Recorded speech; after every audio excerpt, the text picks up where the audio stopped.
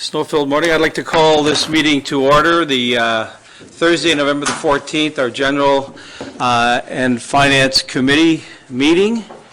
And as I call it to order, there is no supplementary agenda. And I would ask at this time if there's any disclosures of pecuniary interest around the table. Okay, good, thank you. And I guess we could go right into invited delegations. And Greg Wilkinson, of all the time to be talking about boating, the floor is yours. Thank you very much. Thank you. And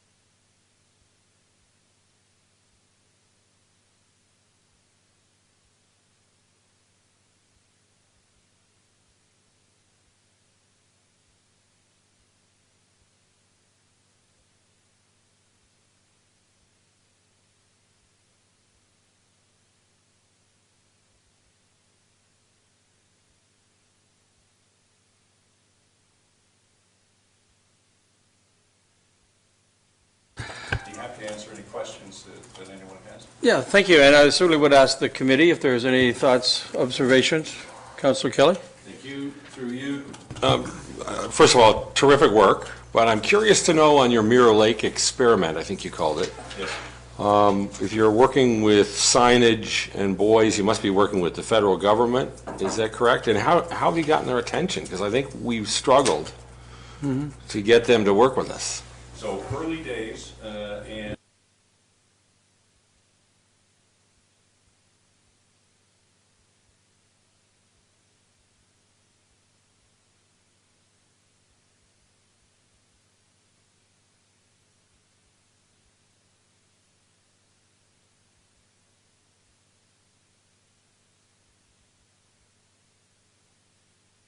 Thank you, Chair.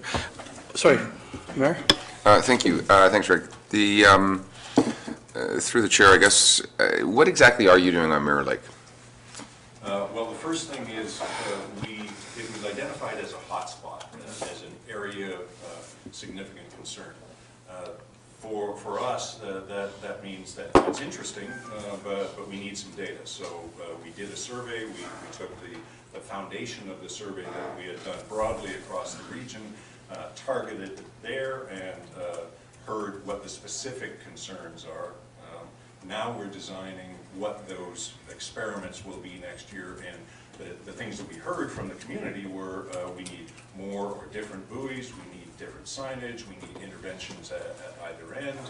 So we're going to take the winter to test those, and we'll probably float those ideas at our stakeholder meeting in the spring. I guess let me be, if I may, supplemental, a little more specific. So, and I saw some, I think, notes from Ann on Mirror Lake, but is it a speed concern? Is it a noise concern? Is it at the, north and south end of Mirror Lake, coming in and out of? I'm just trying to understand the specific Mirror Lake concern. Yeah, I think the speed certainly, and wakes. I would say the two things that came out from the survey were the danger from wakes and inappropriate level of speed. But I don't know the specific geography where it was identified as being the biggest concern. But we would be happy to have that dialogue further. Good. Councillor? Through you. I'm interested in, I know this one's a tricky one, but point number 2, the advocacy for decibel limit legislation.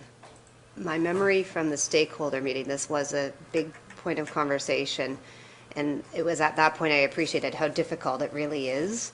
But we all know there's that group that are Sunday mornings, early morning on the bigger boats, and the angst it is providing for those people who are affected by it. How and what and how? Where are you with this one? Because it's a tricky one, and I appreciated that from you.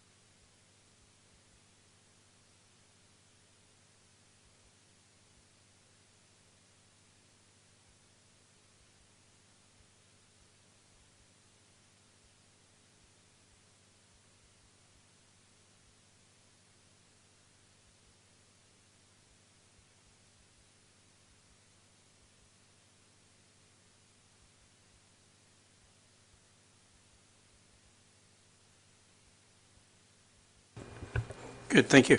So I can't help but notice, I mean, of all the groups, special interest groups, if you will, or very focused, targeted entities, yours is one of the most, if not the most, media savvy I mean, you really seem to have, not only with this presentation, but other things I've seen, you really seem to have your act together, and it's not just a very localized Muskoka. So I appreciate this. It almost feels like it's more of a Toronto outreach, which is where it all happens, legislation, coalitions and getting things changed. So I appreciate that. I notice that as I get older, I'm much more sensitive to this whole boating issue. And I must say, people talk about wakeboard boats and they talk, but I am very concerned about purely the licensing aspect, where it seems like you can just sit there, get a license, and now I can drive that 28-foot pontoon boat with a 300 Mercury on it with 16 people on it. And I think that's a problem. I do. Boats are overloaded, and, those people can't necessarily handle that craft the way they should, and that could be a problem for 16 people in the water.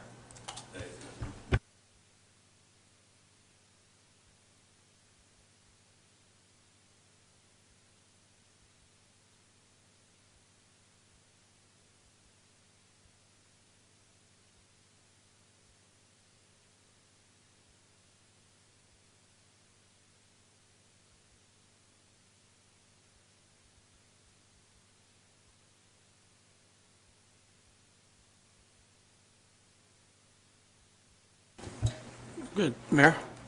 Thanks. Not sure if it's hit your radar yet, but I'm sure it will, and I hope it does. Have you guys chimed in a little bit or thought about nighttime navigation? In light of this summer's incident, reflected back to a close friend of mine 29 years ago who had a boat with no lights on, middle of the night. I've had close calls with people in canoes, and it's beautiful to go out and turn lights off and stargaze. Anyone floating, whether your lights are on or off, in my opinion, you're a sitting duck. And I don't know whether you guys people may not have registered it because they want safe and quiet, but it also, I'll leave it to you. It registered absolutely, and with the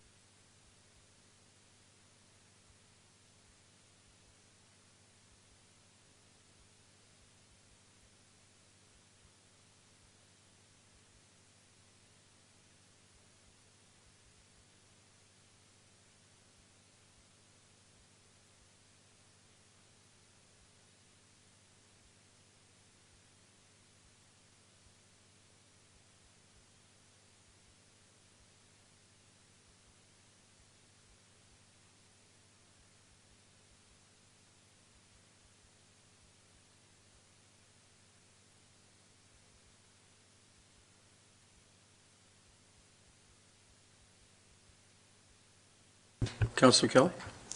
Thank you. Through you, just, one final thought from my observation. A lot of the reported problems are anecdotal. People really don't know if this thing's too loud or not. It's, mosquitoes bug me on certain quiet evenings. So part of it is that. Part of it is it too close to shore? I'm going to guess it's highly unlikely that it's that close to shore. It really bothers you, but it's probably not, illegal. I think if we spend a whole lot of energy around trying to legislate good behavior, we're going to fail at this. I think we have to instill the desire to show good behavior. This is a matter of respect. It's respect for other people, their property, their ability to use their property safely, whether the property is floating on the water or, on land. If it's too loud, if it's too dangerous, it needs to be changed. And I'm a little fearful that if we go too far down the road worrying about whether we can change this sign and impose that decibel level, I don't think we can enforce it. We probably can't catch half of them. And B, I think much more along the lines of making people realize, if they don't already, that their behavior negatively impacts other people on the shore and on the water, and they need to smarten up. So I'm more about the respect and the tradition of, I'm going to go out here and have fun, but I'm not going to hurt other people's ability to have fun. That's my big issue. Thank you. I think to that point, so we as a township, as a corporation, provide OPP services through our funding. And you indicated early on in your presentation that the OPP are a great resource. In fact, speaking to enforcement. They're our only resource. If you could leave us with one thing today, what would that be? Maybe it's an ask. What would you want from this township that you aren't perhaps getting now? We, of course,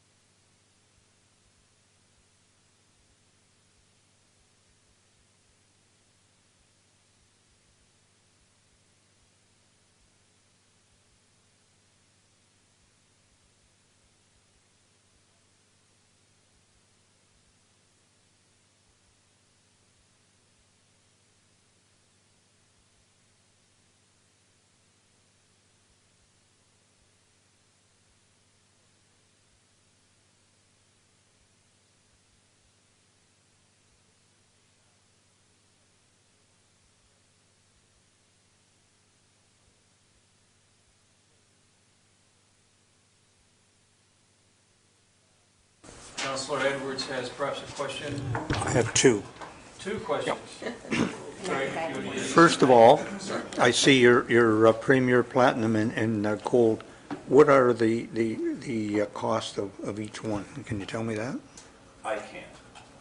And not because I'm unwilling to disclose, I just No. don't have the numbers. No. But I will certainly follow up. Okay, like, it's interesting to see who are supporting you. That's the one.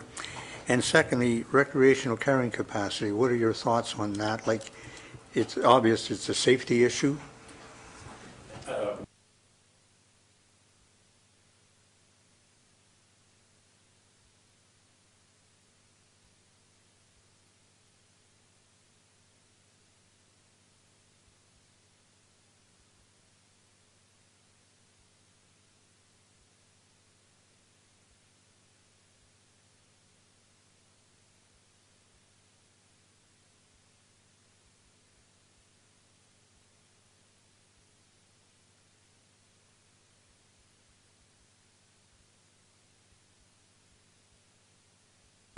Good. Anyone else? Okay, good. Thank you very much, Greg, for coming forward. Great effort. Okay, so our next presenter is Norah Fountain, the Executive Director of the Muskoka Lakes Chamber of Commerce. We look forward to your annual chamber update. Norah, the floor is yours.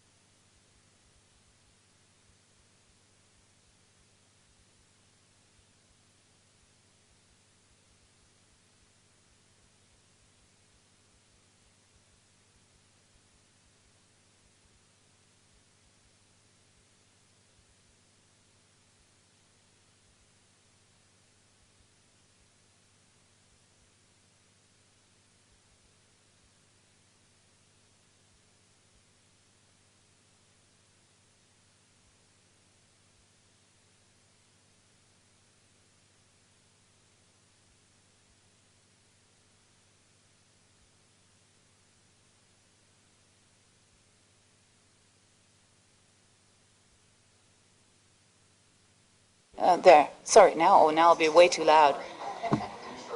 Yeah, that's right, I'll start over again. I'm doing this in 5 minutes. Surely you could hear me. Sorry about that, and I know how to use a mic. So anyway, we have our mobile tourism booths, and we show up at the boat shows and ratepayer meetings and such. We get around. The next one is a big moment was the opening of our new info center in Port Carling. I'd like to quickly talk visitor stats so we can look at the next one. We saw more visitors year over year for the same period in Port Carling, 1,647 versus 1,555. In Bala for that same period, we tracked just over 1,800 visitors. I believe we should operate our Port Carling kiosk again, and it would be really good if we could put it in the spot we originally planned for, which is right at the corner of Maple and Lock instead of further down Lock Street. As well as better visibility, an actual street address will help too, as people look for info centers that way as well. Together, the township, Corey, thank you, and the chamber put a lot of effort into making this kiosk happen. And while we did spend more than expected on making it wheelchair accessible, on landscaping, etc., we know it's important to keep servicing tourists firsthand in person. You can see some of the testimonials. And we've spoken before of the potential economic impact. Directing people to attractions here keeps money in Muskoka Lakes. In August, we were advertising again, this time to support business in Port Carling ahead of Midday Madness. Later, we held a media fest to produce imagery for tourism projects. And we shot a video showing how Muskoka Lakes is a great place to live, work, and play. We can go to the next one. Throughout September, we ran the Support Bala campaign mentioned earlier, and we grew the Muskoka Cranberry route. We also worked with tour groups such as Maine Travel Services out of North Bay to bring groups to Muskoka Lakes. We helped arrange walking tours through the museum and shopping and dining trips to Port Carling, Glen Orchard, and Bala, and we celebrated a new business venture. October and November are busy times too, supporting Bala Cranberry Festival, encouraging fall color tours, and growing the highly successful Muskoka Lakes Christmas Market and the Bala Santa Claus Parade. We were back at the Marriott with a tourism booth at a Rotary District conference in October and helped organize an Oktoberfest. We also open our office to community group meetings like Festival and Trek, and while I'm focusing mostly on the tourism and business support that we provide, we also run a service center of sorts. We've helped people fax documents, gain permanent resident cards. We've even held a wedding, and sadly, just a few weeks ago, provided shelter for a woman who'd been beaten and consoled her until police arrived. So we are known as the spot to go to for help. We're just as busy now in mid-November as we are the rest of the year working on strat planning, our workforce attraction launch, our Muskoka Pride FedNor project, and more. We thank Township for the support this year. We can't wait to tell you what some of 2020 has in store. Obviously, we've shown you only an overview in 5 minutes of some of what we did past year. We thank you for your investment and your partnership with us and for this time today, and I'd be happy to answer any questions. Thank you. Thank you very much. Committee? A few accolades. Thank you. Through you. Great work, Norah. Just a comment. This is just terrific presentation, but great work through the year. Obviously, I don't know what the right word is, but your style and your approach to this is world class, and I think you're really making a difference with the local businesses. So, congratulations. Our director, Andrea Peters, is here today, and also our event and communications coordinator, Caitlin Broad. I wanted to introduce them, but we only have 5 minutes, so. That's great. And I'm doing a lot of this lately where I'm saying exactly what he has so well said. Amazing. You know, and I know that in our first year, I know Councilor Kelly and I have sort of tried to get close to you and amplify and you know, create a stronger relationship. I think there is a good relationship, there has been, but wow, 2020, I think that, you know, I'm looking forward to your coming forward with your, you know, your ask and all of that and how that frames up and how that looks to the businesses and therefore the life of the township. So, great job. Mayor? Thank you, and thanks, Norah. Again, I agree with, that was a good year. The question I have from a visitor stats perspective, so Bala, you've got it about 1826 on your slide, Port Carling 1600. I'm pretty sure the Port Carling Visitor Center was not open as long this year. Exactly. That's why we're only talking the period that it was open. Right, so, but I guess it's interesting that we went from 1,500 to 1,600, so not quite a 10% increase, but maybe close to that, in a shorter period of time, which I think is excellent, number one.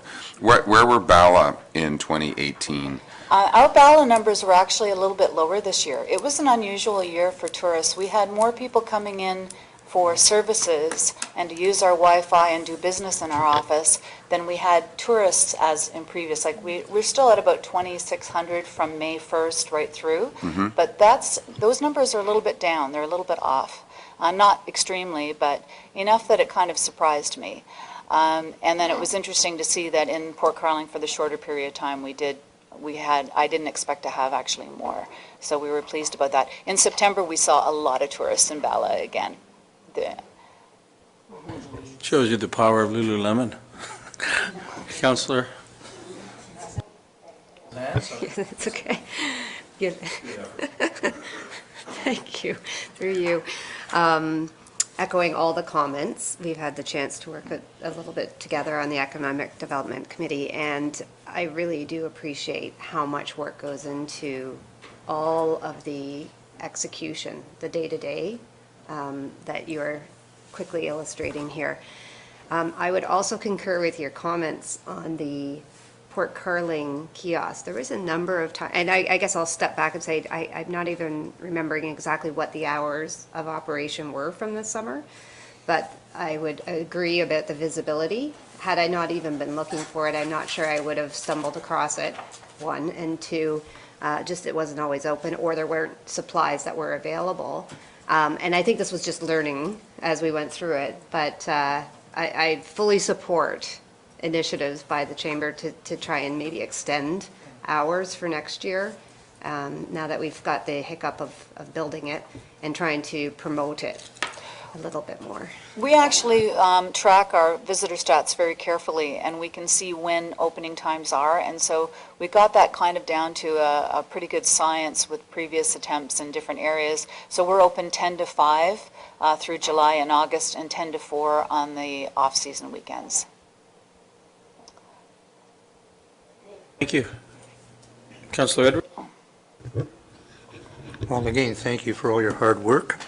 I noticed you didn't have the, your November 2nd stats in there, but I was at the Legion after Remembrance Day, and I think they said they had 1,450 people through there as well. At the Christmas market, we At the had, Christmas yes, market. over 1,400 visitors. Yeah, and I think that you're really to be commended. I hear you even had a wait list for that, so thank you very much. That extends our season, people in town, and if you figure everybody spent $10, I know I spent more, but anyway. You know, there's $14,000 that brought in, so we should be supporting that 100%. Thank you. Thank you. Any other questions, thoughts? Okay, well, Norah, thank you very You much. asked Safe Quiet Lakes if there was a question, if there was one thing that you would ask for. I'm afraid that I'm not going to ask you that question. I'm not. Not yet. No, I'm going to have a gavel right here. It's not going to be what you think. I think what our biggest ask, I mean, we'll come forward with our financial ask during the budget, and we've already put it to treasurer, but really, it's to help us spread the message. Muskoka Lakes is a large area, and we have about a half of the businesses as members, but we'd like to do a better job of that. And we don't do the best job of telling our own story. We're so busy telling our members' stories. So if you could help us do that and say, and just remind them that the Chamber's there and just call them up and ask them for help, that would be really appreciated. Good, thank you. Thank you so much for I did today. have one note, and it was not to ask you what could you have, but I was going to ask when you are slated to come back, the 2020 budget. Are you scheduled to come back in December, or? Well, no, because we spoke with Cheryl Hollows, and I understand the budget, they want us to come up during the public budget time, so the January meeting, to make our presentation then. Good, we so- look forward to that, certainly. So that's when we'll be here. Good, I think you're getting a sense that, you know, we're eager to move on to 2020 with you as partners, so. What we could do for December is just send you ahead our 2020 draft plan, because you have to dig into it and look at all the different things we're planning to do that is supported by the township, so that might be helpful for you. I think we would welcome that if you would. All right, thank you very much for today. Good, thank you. Excellent, so we're going to move now away from the delegations and into some, I guess some business you'd call the township. As I understand it, so there is nothing for Public Works today. And point number 6A, I guess then I'm going to call on our HS specialist to talk to us about council remuneration and benefits review. Sarah? Thank you. Thank you. So last month at committee, I was asked to put together some information for you about council compensation and benefits. So right now, it's just information only, and I'm happy to go back with further direction. I can dig into this a bit more, but I compared, on the compensation side, I used the Muskoka comparator group, so single tier, the lower tier group. I showed our current benefits and some benefit options and had those costed by our broker, and some other add-ons that we thought might be interesting. And the benefits and the compensation are fairly easy to compare across other municipalities, but when you get a little outside of that, when you're looking at mileage and technology, stipend, this kind of thing, it's a little harder to compare exactly because everybody's doing little different things, but certainly we can look at those if you want me to dig into any of that as well. My thought is after this, once we have some, once we have a direction, that along with the clerk, we could put together a consolidated policy with all the compensation and benefits for council, so it's in one spot, easy to understand and communicate. So I'm happy to answer questions, and yeah. Good, thank you. Okay, committee, Councilor Mazan. Thank you, through you. This is an interesting one, simply because it's looking at compensation. So I guess there's two areas that I wonder about. As far as having a meaningful package to not just the group sitting around the table today, but to the ability to attract others in this role, and just the real life of being a counselor. And so the one area I wonder about is the I don't know what it stands for, HCSA, but to me that's just the benefits. That's dental, medications, that's a meaningful amount. And $2,000 is certainly not high if one has family, like other people in their family. So that would be one area I'd be interested in hearing thoughts and feedback around, and history.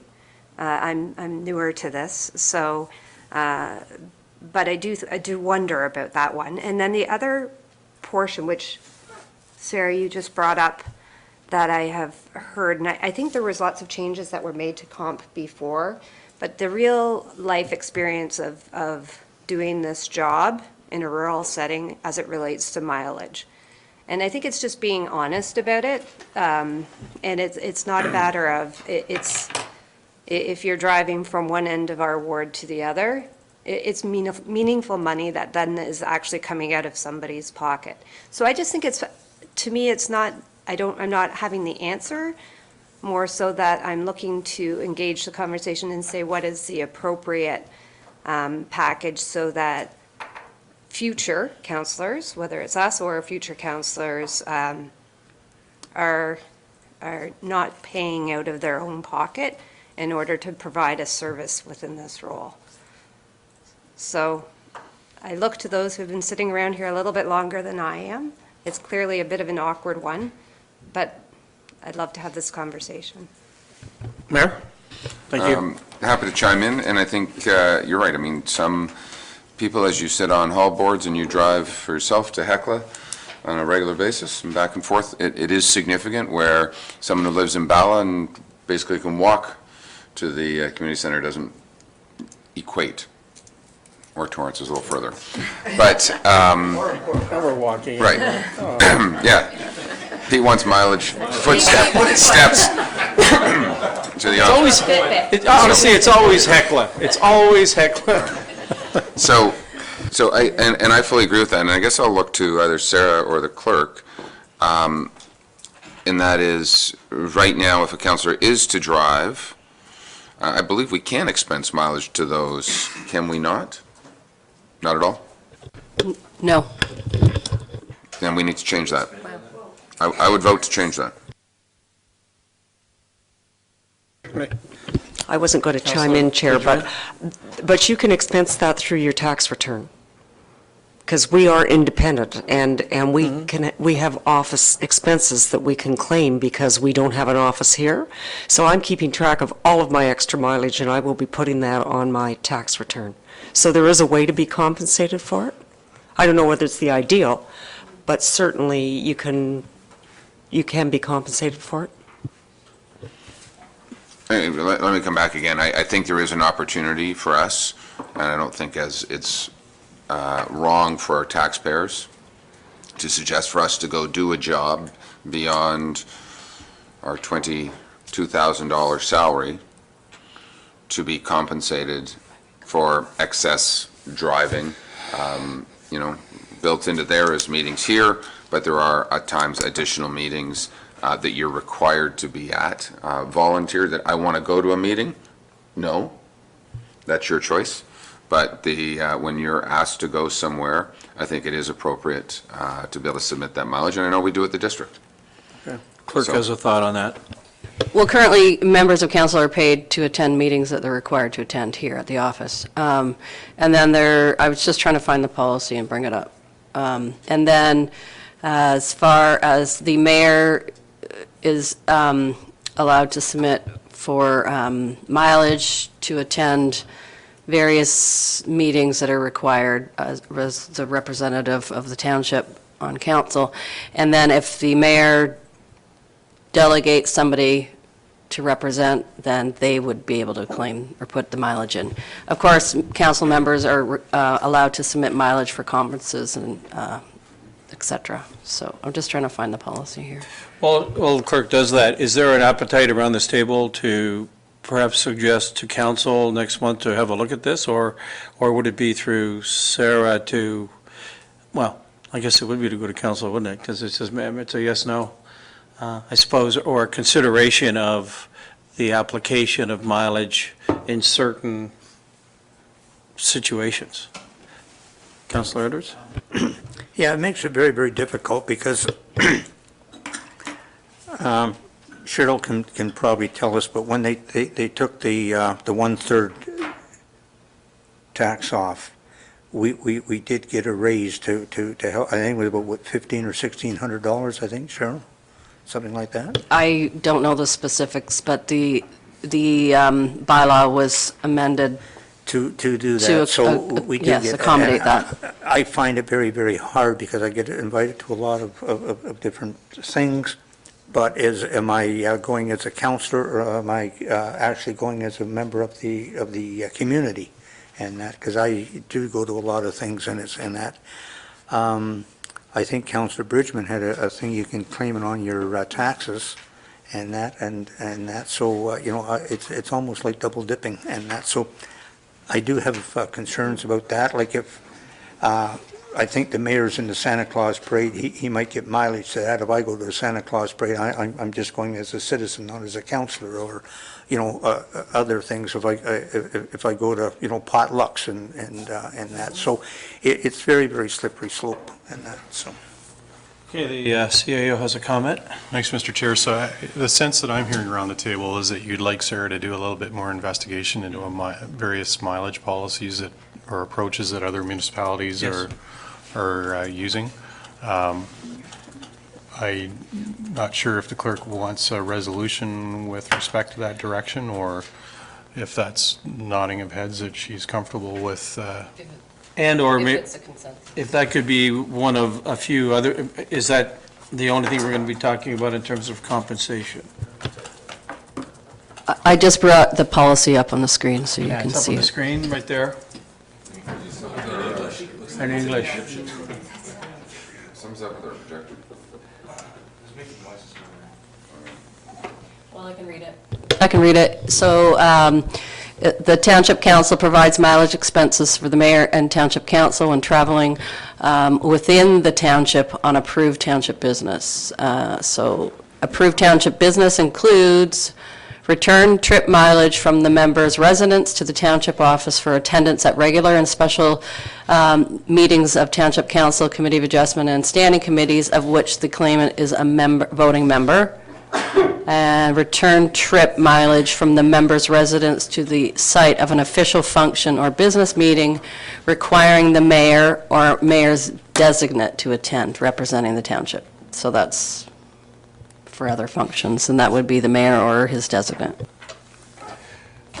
Designate you all. So as it would stand, for example, Councilor Bridgman today, as you don't have a vote at this table, but your presence is certainly welcomed, you wouldn't be getting mileage for today, you would be getting it for tomorrow, presumably as the planning. So, I mean, to that, That's correct. Councilor Kelly. I'm sorry. Councilor Mazan. And again, not to, I brought this up as there are comments I have heard over time, and it is interesting through the tax return, and I don't want to marry the two. There are for sure the situations where we choose to go to an event, but there are other situations, and the specific example I brought up was the hall boards to meetings, and I don't want to overcomplicate anything, but, and I will bring up Hecla again, but because it was brought to my attention that the people from Hecla don't like coming here because they have to pay for gas. So I'm just bringing it, it's a very practical reality. I'm not trying to overcomplicate or, but I do feel that because this came forward today, I'd be remiss if I didn't bring up the idea that we may want to be creative Sure. in our language without making this something that I needs would to agree, be- and I know the CAO wants to chime in, but I would say that I think this could be a solution made in Muskoka Township, as opposed to you going away, Sarah, and soliciting other townships. What do they do? I think we could create our own solution. CAO? Mr. Chair, certainly that research into other practices would assist in bringing clarity to the matter here. Okay, good. Mayor? Thank you. Again, I'll comment. So I can tell you, I think the only mileage I've ever submitted would be to go to AMO. And I have no desire to submit mileage. That's my own personal preference. I haven't in 9 years of sitting on council for anything, and even the conferences over the years I've gone to, I don't think I've ever submitted mileage. I do believe, though, that, and again, if I read this policy, I mean, we say meetings here, but if we are assigned to a hall board, and we have to go as a function of that hall board, I believe we should, if that policy is not clear, because it says meetings here, but if it needs to be amended, in my opinion, for hall board meetings in particular. I appreciate we get invited to lots of stuff. We can say no. And you've heard me tell that to everybody here. Until this becomes a full-time job, we can say no. I would say that you voluntarily run for council, so. Exactly. And you're not considered an employee, so. Correct. Just, Interesting to add to that, if I might. So when we go to a district-sponsored seminar at, say, at Wata on the 29th of November, we're not duty-bound to go. We're invited to attend, yet they put it on. So at that point in time, you'd think that it would be warranted that our participation would be welcomed by our townships. Or are we putting more tools in our bag? Are we improving ourselves as counselors? Should we get mileage to go to, I think some of the orientation when we first became counselors in Gravenhurst and Bracebridge, we were compensated for, I believe. I think we were told to put it in. So anyway, that would be my thought. Cheryl? So, having said, like, when you read the policy, that is a special council meeting, so Okay, yeah. you, council members, should submit. It's not a routine thing, but that would be a township council meeting. So, so the way that it works is that at the beginning of the term, you provide your mileage from your residence to HR. HR has it in the system. They receive the attendance of council members at the meetings that they are members of, and they provide that to HR, and then it goes on your pay. Automatically. So in the rare case that this happens, when it is at a special council meeting held with, not in our township, but outside of our township, I would think that you would submit a request for mileage, and I would okay that based on the policy. But if council is seeking to change the policy, then that's not a problem, and we can consider it. Okay, good. Are we, sorry, Counselor? Could you look at including boards that members are assigned to as well? Because the library board does not meet in this building, but it still takes me the same amount of time to drive there. Okay, The library board is their own entity, so that would be something that you would have to take up with the library board. And then we start doing that, and then are we going to pay mileage to all the citizen members as well? There's lots to think about and consider. So if we say the Economic Development Committee, there's several citizens, are we going to pay them mileage? So those are things that are just running through my head right now. So I think on this particular issue, within the scope of compensation, I think that Sarah, if you could come back to this committee, in December with some further thoughts on that mileage aspect. The CAO seems comfortable that is something that within our purview. But that isn't the only item to discuss, I don't think. In terms of compensation, I personally have an observation on the, as we call it, the HCSA, and I would certainly like to see that enhanced. To what number, I don't know, but I wonder if there's others. I mean, I'm not talking about the actual pay portion. I'm really talking about that benefit aspect, which at $2,000 does put us sort of lower in the band with some of the larger, and we are a large township. I don't know if we're playing a little catch-up or whatever, but I certainly wonder if there's any appetite to discuss that here.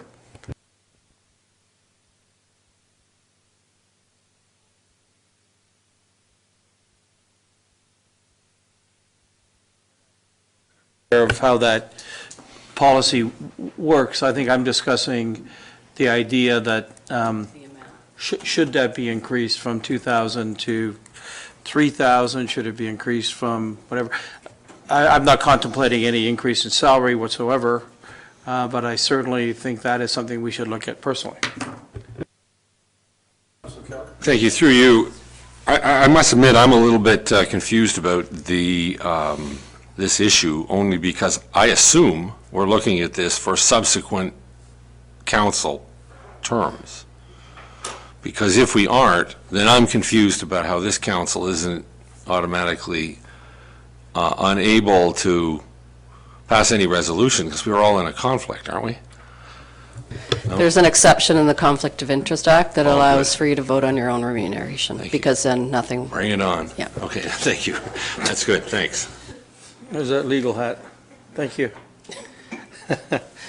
Councillor Hayes?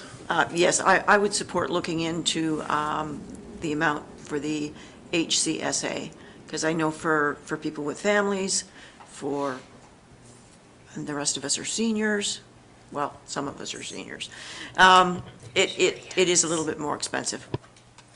Mm-hmm. There was an excellent report. I mean, it does contain a lot of the information to make an argument for or against. And to my sense, that the only thing I would like to see, if if we want to discuss that, is to enhance that. That's my thought. Mayor? Thank you, and I agree. I mean, she's given us some options at the bottom, which I appreciate. The only one with the increase to the health spending account is option 3, but that also includes some significant life insurance and travel insurance increases in that. But I'll just, one quick comment, if I may. As far as our own councillor compensation, I appreciate we are in the middle, if you will, of all of Muskoka. We represent $11 billion worth of assessed value. That's Bracebridge, Huntsville, Gravenhurst combined. You can factor out, and I don't mean to be negative, Lake of Bays is considerably smaller, with smaller operating budgets and everything else. So I'd like to have a little closer look at not the averages of all of Muskoka, but almost individual municipalities, because I think we do compare a little bit differently. And, we just did a market compensation to look at our comparator groups. We did go outside of Muskoka Lakes. We know where we pull from, and we went to a 60th percentile. I'm going to guess if we were to factor out Georgian Bay and Lake of Bays, we might be at the 30th percentile for our compensation. I really want to have a little bit deeper dive. I know you have those data, you didn't put them in there, but it is public record anyway if someone was to go out and search it, so I think it might just help us in our decisions. Good comments, Sarah. Okay, just a quick comment on the benefits. So the options groupings that were put together can still be mix and matched. So you could pull out the life insurance out of the option. You could just pick the healthcare spending account. It's not packages that are set. And the costing would just change appropriately. And yeah, I was hesitant to put all the townships and their pays up, but after some further discussion, I pulled them all from their bylaws on their website, so it's public record. And I have a chart of that if you want to see it. And another thought I had on the compensation is if you wanted to pick a distinct comparator group, we could do our own survey that way with a different comparator group. I specifically just picked Muskoka as a starting point. And that a consultant could do a fulsome review if you wanted that to be done that Do you way as have well. the comparative Yeah, I have chart it for the screen? That'd be Wanna excellent. have a look at I it? think. Yeah. Councillor Hayes? One thing that surprised me in talking with councillors from other areas is the fact that most of them start their meetings at 7 o'clock and finish at 9. We start at 9 and sometimes finish at 7. So there's that different workload that we have to look at, because we usually, if you just look at what used to be Cow and Council, we're looking at 2 full days where they're looking at 2 2-hour sessions. Grist for the mill, sure. I'm going to tell you why that is, but You do not have the we floor. have 11, if I'll say it, we at times have 10 councillors and 11 opinions around the table that get extrapolated to 22 opinions because everyone's got to speak to be heard. I say that respectfully. And as well, some of the other municipalities delegate a lot more stuff to staff because they are routine in nature. And I would also encourage some of that stuff to be delegated to staff so that they don't have to come. We sit and close shore road allowances. Yes, it's 5 minutes or 3 minutes. Every 3 minutes adds up. Every time someone, I'd like to speak.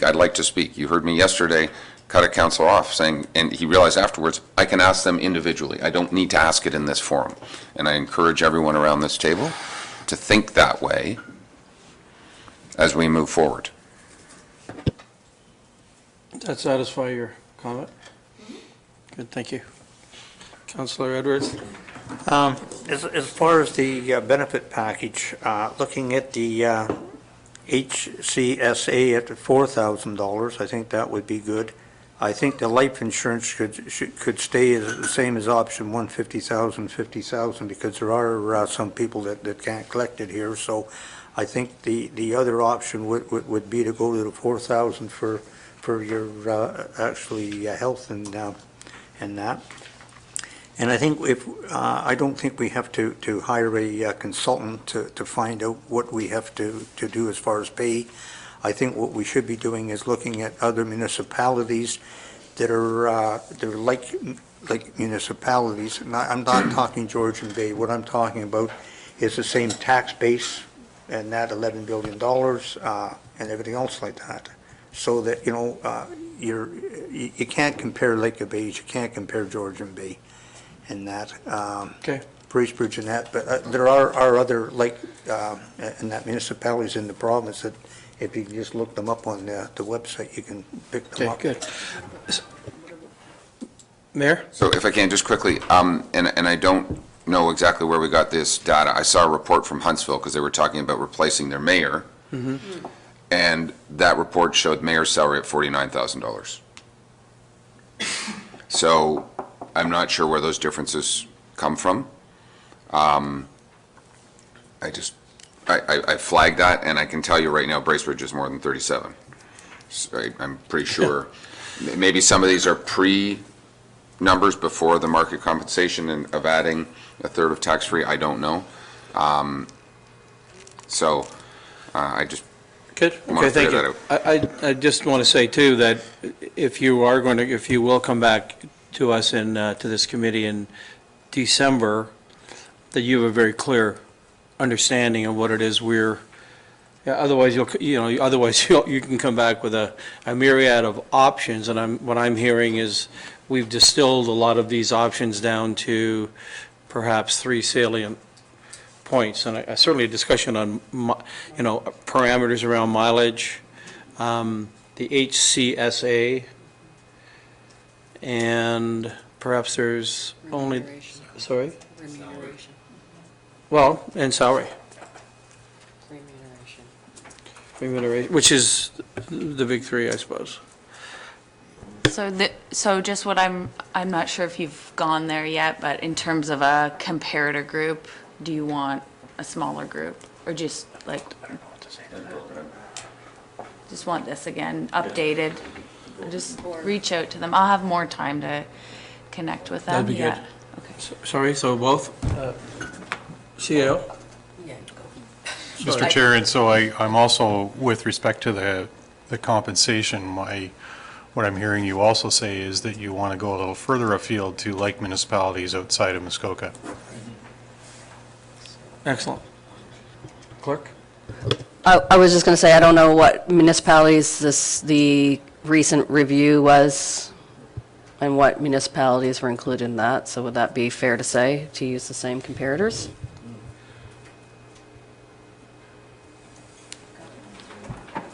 Of the staff review?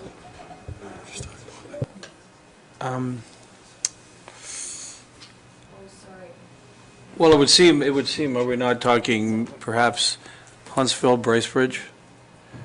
I mean, we're talking of a size when you lump everyone together and then there's us. As long as you can read the numbers individually, that's all I care about. Right. Not averages. Okay, Sarah? Does that make sense? Okay. Okay, good. Thank you very much. That was a very good discussion, I think. Is that agreeable? Is that agreed by everyone? Yes. There's no resolution. Thank you for that. Excellent. Okay, we're going to have a report from Terry. Oh. Am I right? From Yeah. Cheryl? We have to flip screens. For an application for the purchase of a portion of former Township Road Allowance known as Old Lakeshore Road lying in Concession 11, Lot 27, Monck, BISSONETTE, Roll 9-11-038.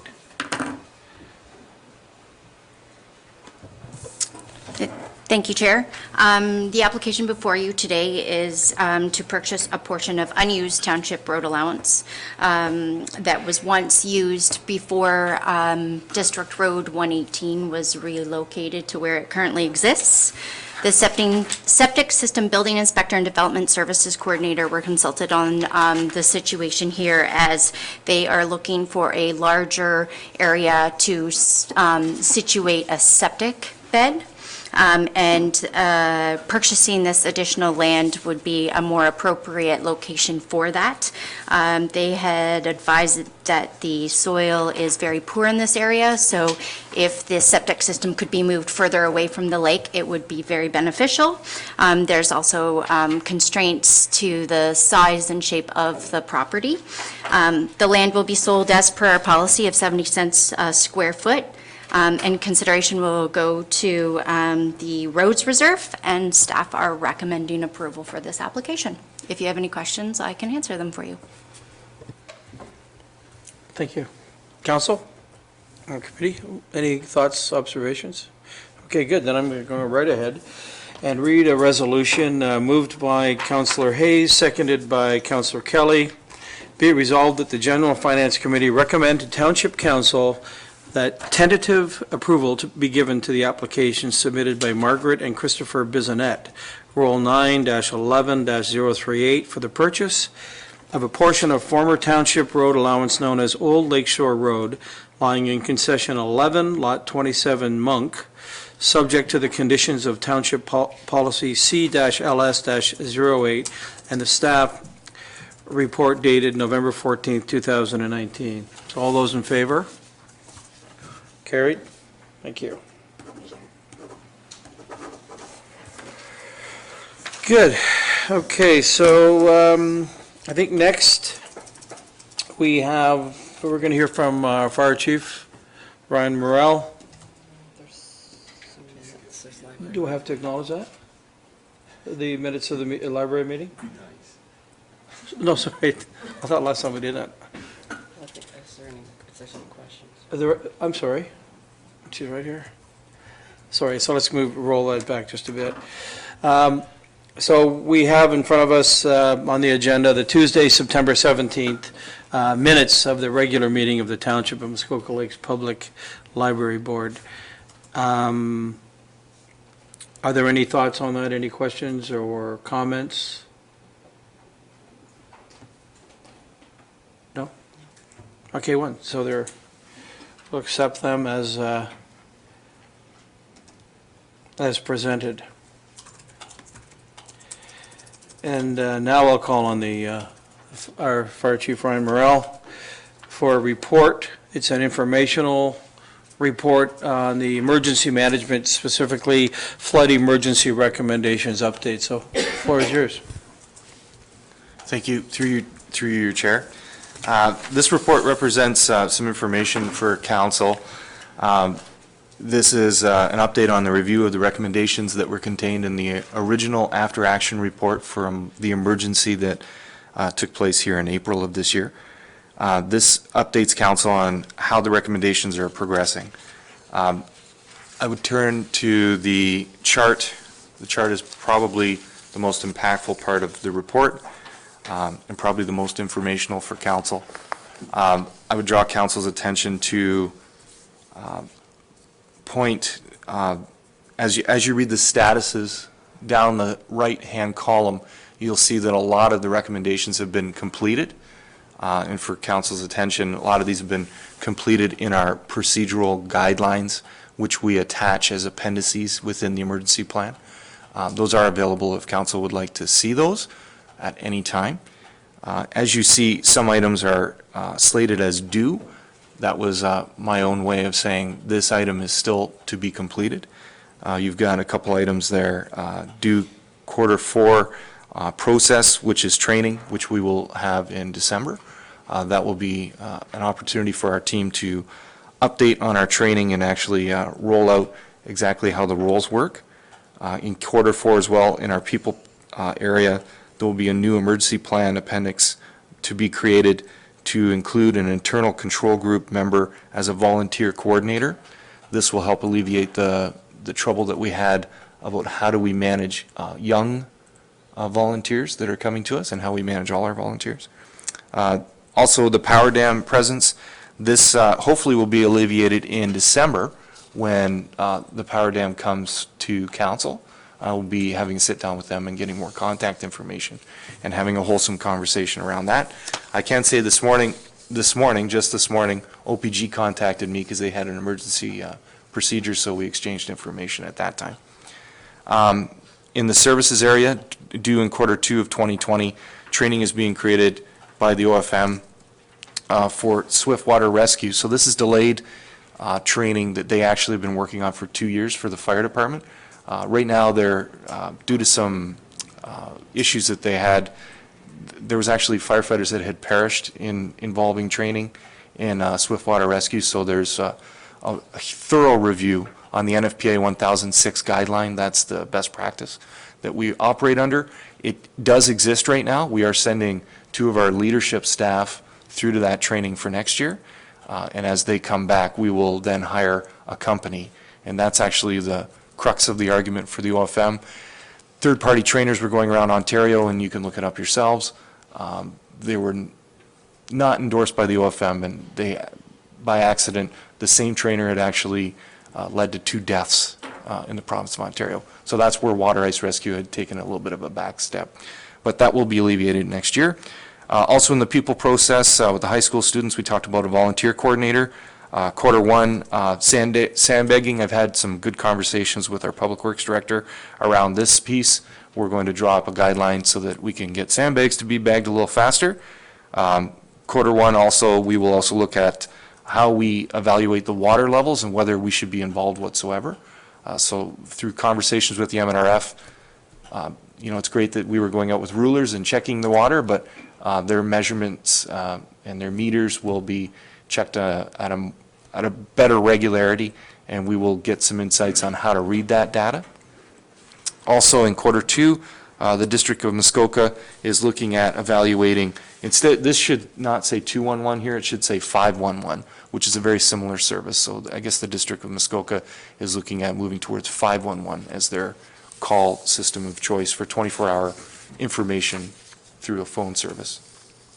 And I'll take any questions at this time. Good, thank you very much. Great report, great progress, right? As Thank we're you. all very sensitive to this issue. Committee, any thoughts, observations here? Because I certainly have one, and it is, I would look to you and to our mayor, who's been very outspoken about this issue. I mean, so 5 months from now, who knows where we are, but if we are somewhere between where we were and where we currently are concerned about, how do you two feel about where we've, not to put anyone on the spot certainly, but how do we feel about where we are as I'm talking emergency responsiveness, not so much, let's all watch and see what happens. What do you do if? Are you feeling more comfortable than you did 6 months ago for 5 months from now? I'm happy to comment. First and foremost, I am incredibly proud of the staff that managed our way through this. In particular, our clerk, CIO at the time, Cheryl Mortimer, our entire fire department, Director Becking from Public Works. This whole process that Chief Morello has outlined at this point is just to do a better job. So we did a great job. If there's one thing that maybe we didn't do a great job, probably leads into the chief's next report. And so if this happened again, whatever the disaster is, I am very confident in the staff who drive this process going forward. And I'm very, again, proud of our volunteer fire department who worked beyond tireless hours. We all had an opportunity 2 days ago to drive through Bala and look at a dam that had been topped and where water went, where it shouldn't go, homes that were in jeopardy. And it was unbelievable to watch people work together to save a community. So we're in great shape. Good, I have that sense, and it's good to hear it. So, again, you actually are on with another report which the mayor has referred to, and I think that it does follow and dovetail right into this topic. So if you'd like to proceed, Chief Morrell, go ahead. Thank you, through you, your chair. This following report provides an update on the review of the 18th, or the fourth last recommendation concerning the evaluation of public alerting contained in the July 11th after-action staff report. What I can tell you about the systems that we are using today, they're the very basic systems that you can possibly use in terms of public alerting. We rely heavily on social media, regular media releases, and word of mouth to spread in the community. A lot of public alerting that is done throughout the province of Ontario, I've highlighted for council in the report. A little bit of a review when you take a look at Table 1. If we can move to that slide. I like to read right from the slides. So although these seem older, there are a lot of systems in place in Ontario, different ones, and I am familiar with the first one, sirens. Believe it or not, on a lot of our fire stations today, you will actually see what looks like a bird box. That is a siren, and that was originally intended to call volunteer fire personnel to the building when we had a fire. In order for us to do this appropriately, through our evaluation, we looked at the cost. That number that you see there is $70,000 per siren. The greatest effective range of that siren in particular is 2 miles. Yeah, they're highly robust. They're high end. Where you do see sirens in the United States, predominantly in areas where they have tornadic activity, you do see these still used today.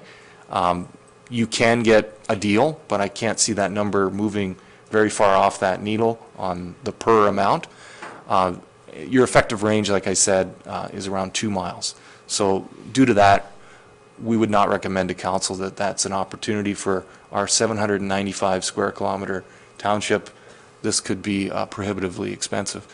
Automated phone dialing systems, in short, this is my beautiful mellifluent voice on a phone that activates in the middle of the night. Or it could be Brad, who we had here before, who has a beautiful voice, the former interim chief. Yeah, waking you up, telling you that there's an alarm in your area. This is a very commonplace tool that's used in the northern communities. I know Manitouwadge uses this right now, and they're very effective. You load everybody's independent landline phone number and cell phone number, and an audio recording goes out. That number that you see there is inclusive, so it also includes the next option, which is text messaging.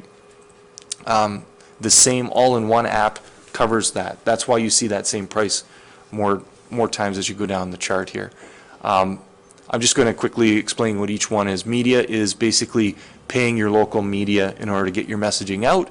Electronic billboards, this is a new thing. You will see this in California quite a bit, especially if you're in the evacuation areas. They will actually literally tell you if it's a northbound, southbound lane, 3 lanes in the northbound line will actually all be turned out, especially for tsunami runouts. They call that an evacuation procedure, and you'll see all the billboards. Every billboard that is an electronic billboard has to be hooked up to the emergency system. So should you be there as a tourist and that should happen to you, please follow the advice on those billboards because something bad is happening. I do not recommend that at this time, but in future, if we are doing stuff in partnership with economic development, that's where I've seen these electronic billboards come to roost in smaller communities. I would suggest that we ensure that we can send a message to that board if there's an emergency. Door-to-door notification is obviously you're canvassing door-to-door. Today we do that with our OPP members, and our own members can do that. And social media and website alert updates.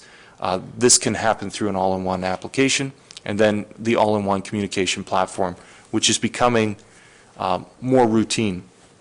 I just want to note at this point that in the all-in-one communication platform, obviously the concern has come from council before about persons that don't have access to electronic means. What I would suggest that we do is we set up a mentoring program whereas a neighbor 2 doors down may have the access to those tools, they can adopt a few friendly neighbors on their street that they become the provider of that information for. Hopefully that makes a little bit of sense. If you move to, Brian, if I Sorry. might, just before you move on to the costing aspects, is our new website, are you comfortable will that give us, and Corey's right here, our specialist is here, is there any sensitivity to the fire alarming messaging as it relates to our new site? that was something I asked for. SMS messaging is key. So SMS messaging it's a protocol of sorts, and it's used for texting, and our website can receive that information and push it out. What is it? E-Solutions? Yeah, E-Solutions is very common in the province of Ontario, so I know other municipalities are using the tie-in program between the SMS push-outs. So, moving on to table 2, and at council's leisure, they can read all our verbiage in between, but the tables are really going to tell the biggest part of the story here. Here are the all-in-one products that I evaluated, and I want to thank Councillor Nishikawa for her feedback on this, because she added one to the mix, Citizen Alert, which I understand that she found at a conference. So we did evaluate them in the chart here. So as you go across, you'll look at the product name to the left, the description of what the product does in brevity, and then you've got whether or not it offers the features that we talked about earlier. If it had an auto dialer, which is that landline phone out, text or SMS messaging push outs, social media push downs into our social media platforms, email, whether you could set up groups. So what this meant is, for example, we could have a group that is the emergency control group set up within the tool, so that we could, before we even activate an emergency, we could assemble that group through this application. We could also, with some of the applications that are on here, have other separate groups. So maybe we have a work group of volunteers through Red Cross set up within the application, so we could push out alerts and messaging just to that group. Customized application, which is really about having an iOS or an Android platform application. And then geocode alerting allows for us to take a map and essentially draw a box around the people we want to alert. What it will do is, if your phone is turned on, your location features are turned on your phone, even though you may not have signed up for the alert in this market, but you have the phone loaded from, let's say, Calgary. A good example of that, I know a friend of mine, he has it set up so that he can see what's going on where his son is away at school, so he can see alerts as they pop out. And actually, I will say, through my research, is that this whole tool drove out of the American platform of alerting because of mass school shootings in the United States. That's really where this came to the fore. But now we're able to take advantage of it because these tools are out there. So as you look at these 4 different products, we evaluated them, and I fell in like with the one that happened to be the lowest cost one. So I'll leave this to council to ask the questions as necessary. Good, thank you. And again, excellent report. Any comments, Mayor? Thank you, and I think this is great and another useful communication tool. I guess the only question is, where do we draw the line? What messages are sent? Because we don't need to have every emergency call or, broken down vehicle on the side of the road. I drive with Waze on my truck all the time, and it drives me crazy that pothole or icy roads or whatever it flags, like some people want to tell the world. So who controls that, and where do we draw the line? Communications question, I guess.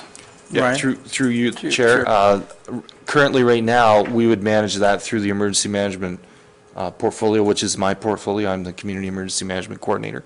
I would assure you that we would make sure that we didn't build Chicken Little into the program.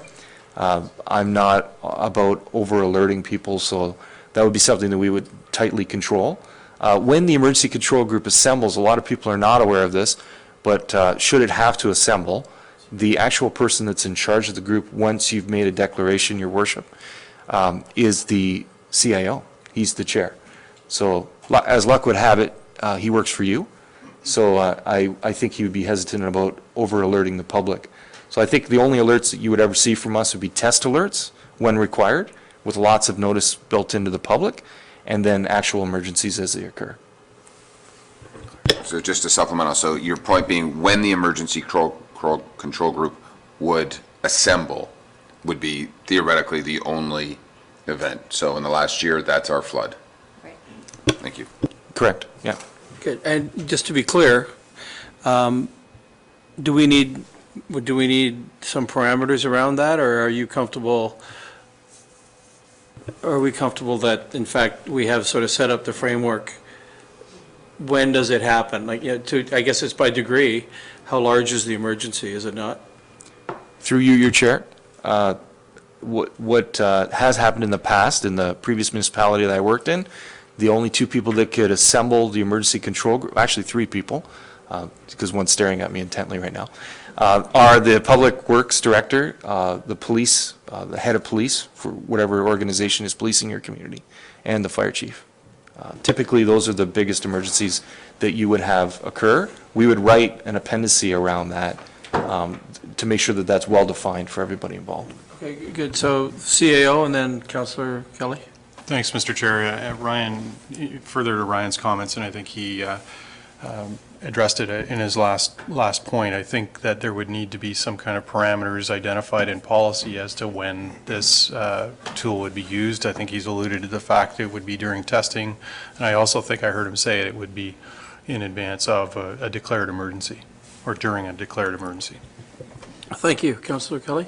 Thank you. Through you, just curious, in any of these cases, does the recipient have the ability to sort of filter out the level of urgency and decide, I only want to know about this, whatever?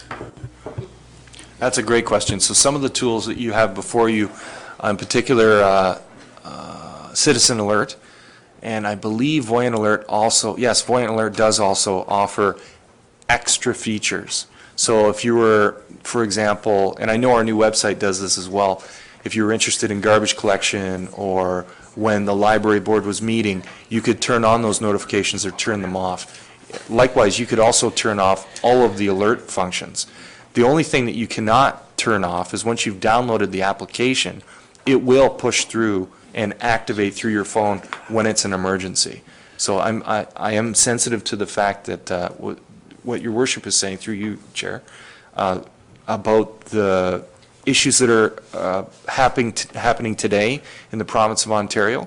I have expressed a viewpoint to the leader of our local police organization, and he's assured me that Amber Alert system is being used well by police, but I did express a concern that perhaps it's the timing that these alerts are occurring. We would definitely try to avoid, unless it's an actual emergency, having alerts go out that weren't appropriate. Okay, good. I'm fine with that. Everyone else? Any other commentary? Sorry, Mayor. Let me add further, because it almost seems to me that there might be an opportunity for a hybrid version of this, or two, because, one of the communication tools that I think is appropriate is when the bridge in Muskoka Road 7 at Port Sandfield is broken, and it's going to be 12 hours. How do we alert a system, if it be Citizen Alert? I'm not sure if Code Red has that ability, but that ability to message our residents of those kind of issues, or Highway 169 is closed with the motor, because you can get to places by roads or waterways or something that can significantly inconvenience you. And I think we have an opportunity to use a system such as this in appropriate fashion. So I'm wondering, and I appreciate Code Red, is that robust enough?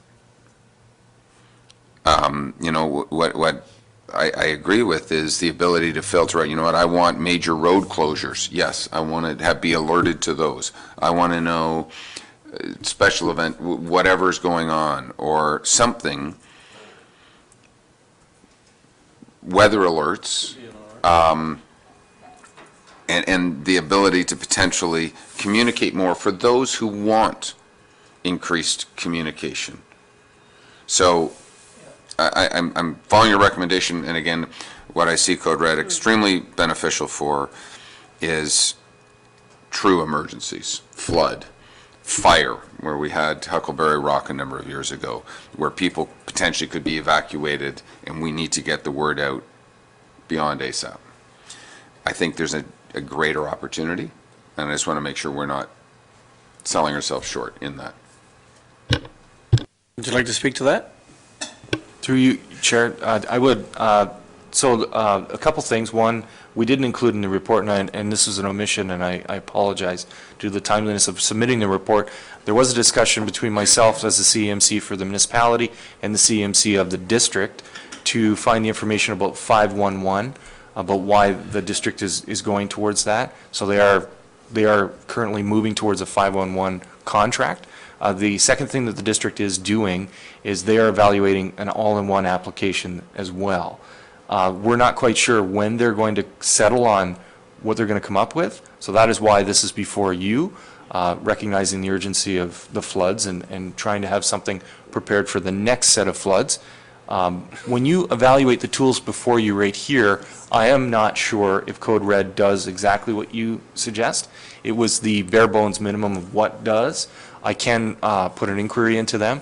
I do know that Voyant Alert and Citizen Alert do the things that you are suggesting, and I imagine Everbridge does as well. And just a side note, the reason Everbridge is on the screen in front of you is typically TransCanada Pipeline. If they go through your community, they contribute quite a bit of money to help you get Everbridge. So you might hear that Everbridge is a widely used tool, and it is, but with that price tag, we would want some help. So I can, hearing what you're saying, you were looking for various information groupings. I know we can set up groupings with Code Red, but I don't know if it's as well controlled as what you're asking for. I know with the other two products, Voyant Alert and Citizen Alert, the toggles are right on your phone. So if today you want the road closures, you can get them, and then tomorrow you do not, you can uncheck them. Mayor? So I guess a supplement, I think Code Red to me seems like a great opportunity for our true state of emergency. I don't have to add anything to my phone. I don't have to do anything different. We're going to push that message out, and our citizens are going to be alerted.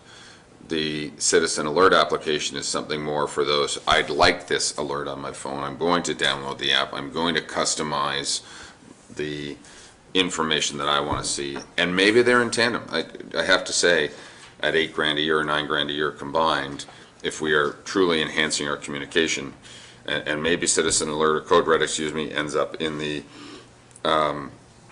emergency services sector, and the Citizen Alert ends up in our economic development communications portfolio combined through our website or whatever, and maybe it's a hybrid or both versions. Sure. Through you, Chair, I appreciate that commentary. I just want to make sure that a couple things are clear for council. Citizen Alert does not provide an auto dialer feature, and I asked that specifically of them. They do not as well do text messaging. So those two features, I would say, are highly a huge priority for this council due to the fact that there was a focus around people that perhaps weren't going to get just electronic alerts from their friends and families. The other thing is Citizen Alert is not anonymous. So there is a privacy issue piece. All of these are going to be managed within our offices, and we are, bound by privacy. But I do know that by non-anonymous, it means you don't just simply put in your postal code and you get the information. You actually have to provide your phone number and your name. If we were going to partner this product up with another department like Economic Development, my pure suggestion to you would be Voyant Alert, which is another Canadian company. I don't know if I mentioned which ones were Canadian and which ones were American, but Voyant Alert and Citizen Alert are both Canadian companies. So we can't really view this as an interim solution. I mean, if we go down this road, we'd spend the money and act. You touched on the district and the 511.